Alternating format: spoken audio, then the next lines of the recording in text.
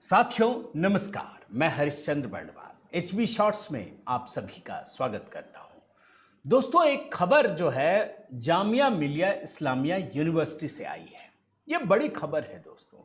आप जानते हैं कि ये सेंट्रल यूनिवर्सिटी है। दो यूनिवर्सिटी है बेसिकली, एक अलीगढ़ मुस्लिम यूनिवर्सिटी और एक जामिया मिलिया इस्लामिया यूनिवर्सिटी।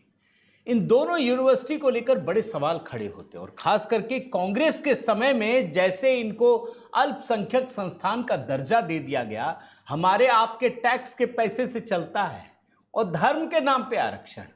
हालांकि ये मामला थोड़ा सा अभी कोर्ट में चल रहा है, भारत सरकार ने बहुत क्लैरिटी कर दी है, तमाम चीजें हैं, लेकिन जो नया मामला आया है वो तो और भी खतरनाक है। आप सोच नहीं सकते दिल्ली में जामिया मिलिया इस्लामिया के अंदर हो क्या रहा है। और ये जो खुलासा हुआ है ना, ये हाई कोर्ट में हुआ है। हाई कोर्ट ने बड़ी सख्ती दिखाई है, सवाल पूछा है, नोटिस जारी किया है। जानते हैं सवाल क्या है? सिर्फ हेडलाइन पढ़ लीजिए। 1000 में से 990 एक ही समुदाय से क्यों? जामिया मिलिया इस्लामिया में जो लोग काम करते हैं उसमें धार्मिक आधार पर भेदभाव होता है। आप सोचिए भाई, मुसलमानों की संख्या कितनी है इस देश में?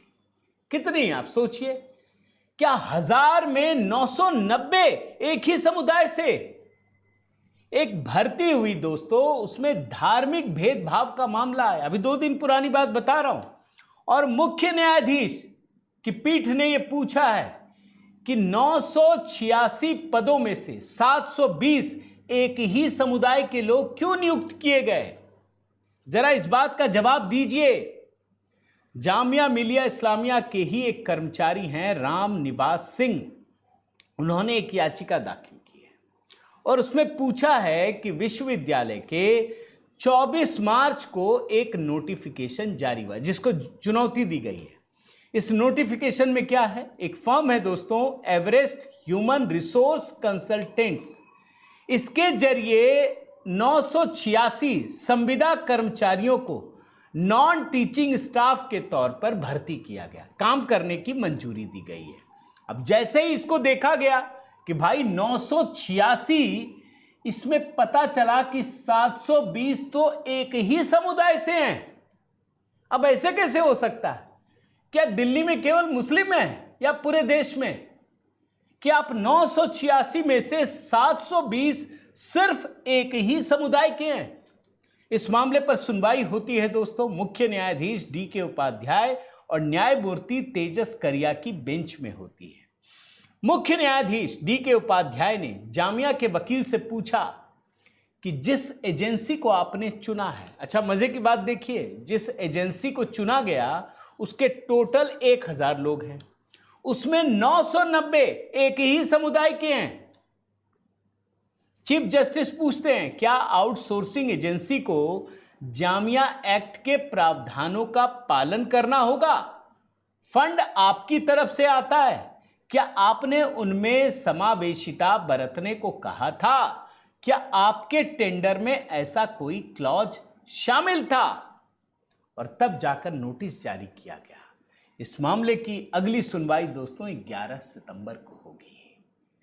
लेकिन यह बात सोचना जरूरी है, ये जो यूनिवर्सिटी चलती है ना, यह आपके हमारे टैक्स के पैसे से। जब तक इस बात को समझेंगे नहीं दोस्तों, हमें कई बार लगता है हमारा क्या, अरे हमारे ही पैसे से चल रहा है। यहां नौकरी के लिए आप मारे मारे फिर रहे हैं, सरकार पे इल्जाम लगाते हैं। यहां 1000 में से 990 एक ही समुदाय का है। अभी नॉन टीचिंग स्टाफ में 986 है और उसमें 720 एक ही समुदाय से। यही अभी 2-4 साल काम करेंगे, बोलेंगे सबको परमानेंट कर दो। अगर इस तरफ आपका ध्यान नहीं है तो ये बहुत बड़ी गड़बड़ी है दोस्तों, बहुत बड़ी गड़बड़ी है। ये सरकार के संस्थान में हमारे आपके टैक्स से पैसे से चल रहा है, उसी से इस्तेमाल हो रहा है। उम्मीद करता हूं दोस्तों आप भी इस मुद्दे को गंभीरता से देखेंगे, हाई कोर्ट ने जो सवाल पूछा उस पर नज़र रखेंगे। और उम्मीद करता हूं दोस्तों ये वीडियो आपको पसंद आया होगा। ज़रूर एक कमेंट कर दीजिएगा, अपनी राय रखिएगा, आप क्या सोचते हैं। लाइक कीजिए, शेयर कीजिए। अगर चैनल आपने सब्सक्राइब नहीं किया है तो ज़रूर कीजिएगा। साथ ही दोस्तों बेल आइकन भी दबा दीजिएगा। बहुत बहुत धन्यवाद। जय सिया राम।